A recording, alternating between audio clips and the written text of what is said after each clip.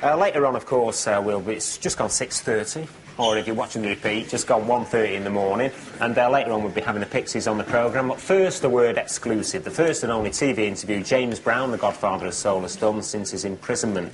Well, just to get you in the mood first, here's a clip of the man himself in action.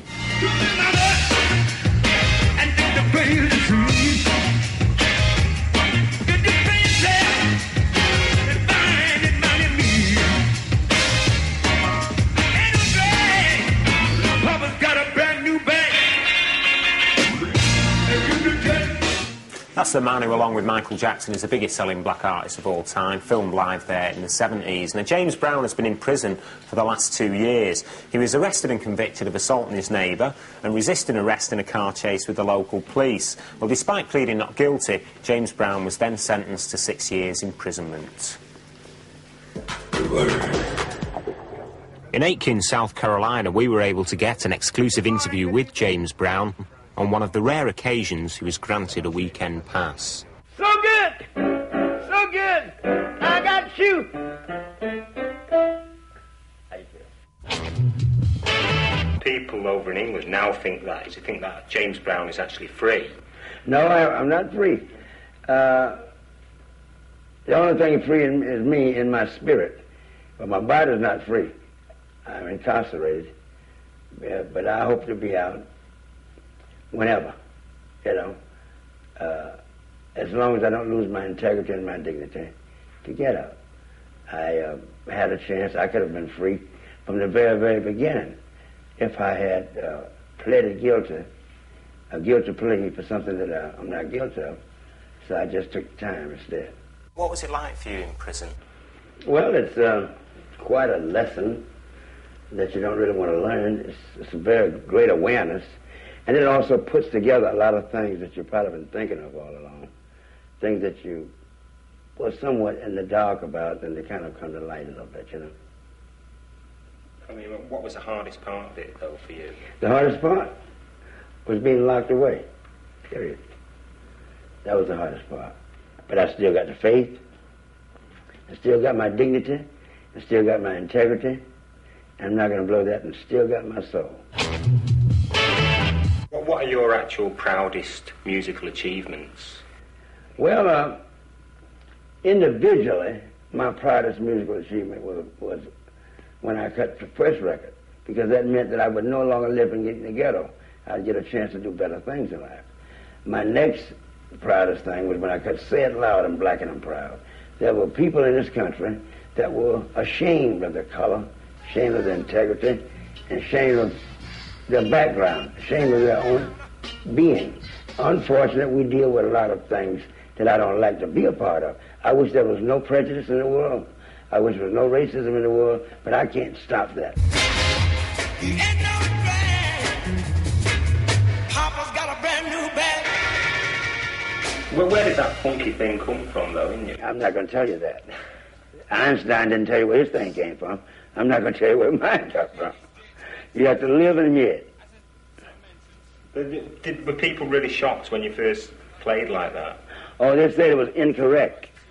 Oh, a lot of my musicians told me, you're not playing right. This is wrong. When I made Try Me, in 1959, they thought, he's crazy, the way I made Try Me, the way I was going to the different changes in it, because that hadn't been done. And when I made Please, Please, Please in 56, they say, I can't believe it, he's saying please, please 30-something times. How is they going to make a hit with that?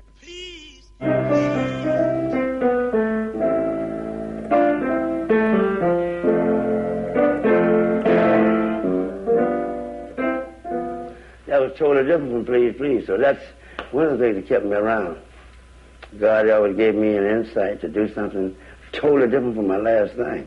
And he said, that's not James Brown. By the time the song gets over, I got a hit. This is a man world, but it wouldn't be nothing without a woman on the dance. How do you feel about all these hip-hop guys who seem to sample all your music? Well, copying is the greatest form of flattery, and that's respect, and that's love. They could have thought of a lot of other entertainers to copy, and they instead copied James Brown. And even the rap. 95% of the rap songs are James Brown. And I respect that. I love that. I appreciate that. Because let's face it, it means today that over half of your music throughout the world, whether it's gospel, pop, rock, rhythm and blues, rap, hip-hop, little country, you know, some classicals, it adapted itself to the James Brown theory. That's very, very important, you know. And I thank God for that, because then I don't have to worry about Mozart, Schubert, Beethoven, Bach, and all those people. I just worry about Brown. Now, you've actually been working in the community, haven't you? What kind of work have you been doing? Well, I've been working with young people, getting kids together from here. I've been talking to kids about staying in school. I've been talking to kids about human behavior, alcohol and drugs. I've been helping the homeless grandmothers. And I think I love it very much. And helping the needy. Those are the things that I like doing, you know.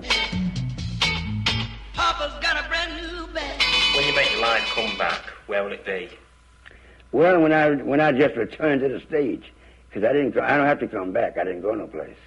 But when I return to the stage, it'll either be one of 4 places: Moscow, Paris, London, or Madrid. Or maybe all 4. Do you have a message for your fans in England? My message to my fans there in Britain is love ye one another.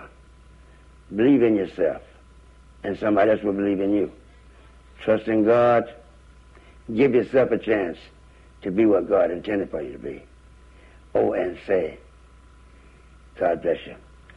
Save the fish and chips. After the fish and chips. Coming after the break, we've got the Pixies, Janet Jackson with Amanda. And first, though, see if you can suss this one out.